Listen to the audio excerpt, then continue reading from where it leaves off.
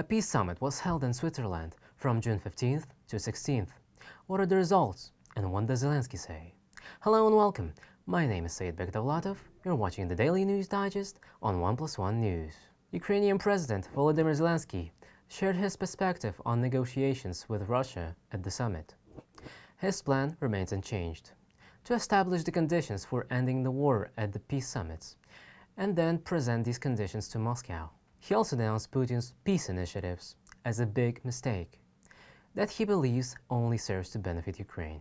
The summit revealed a split in the international community over the war in Ukraine. The final declaration, which included only 3 points from Zelensky's peace formula, was supported only by the Western countries and allied states.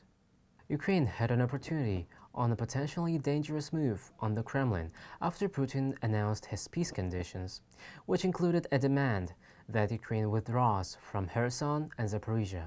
If Kiev had announced a willingness to stop the war along the front lines with Western support, it would have dramatically shifted the attitude of the global South towards the war.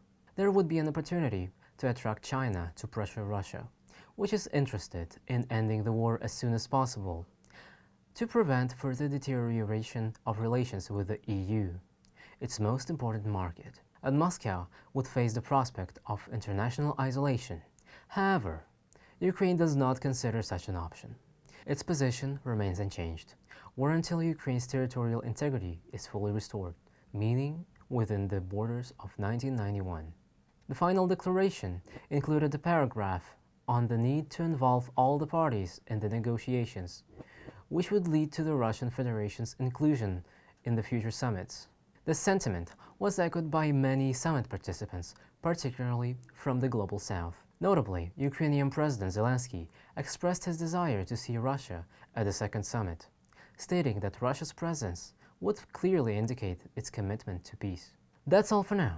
Stay tuned for further news and opinions at 1+1 News.